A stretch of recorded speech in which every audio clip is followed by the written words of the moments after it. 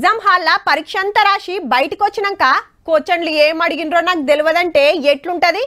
అప్పటిదాకా డ్రైవింగ్ సీట్లో కూర్చొని స్టీరింగ్ తిప్పి ఆటెనక బండి నడుపుడు మర్చిపోయినా అంటే ఎట్లుంటది.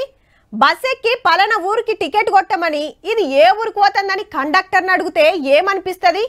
హాల్లో కూర్చొని 3 గంటలు సినిమా చూసినాక అందులో హీరో ఎవరో నాకు తెలియదంటే ఎట్లుంటది. గీ ముచ్చట సుత గట్లనే ఉన్నది. మళ్ళా తెలియదు, యాది లేదు, మర్చిపోయినాం. సినిమా డైలాగ్ గాదుల్లో కాళేశ్వరం ఎంక్వైరీ కమిషన్ ముంగట పాత CS Somesh sir, senior IAS Smita Sabharwal madam పలుకులు 1,00,000 కోట్లు పోసి కట్టిన ప్రాజెక్టు గిట్లెట్లా అని విచారణ నడుస్తున్నది కదా. ఇవాళ మనోళ్ళం పిలిస్తే మాకేం తెలియదని చేతులు దులుపుకుండ్రట.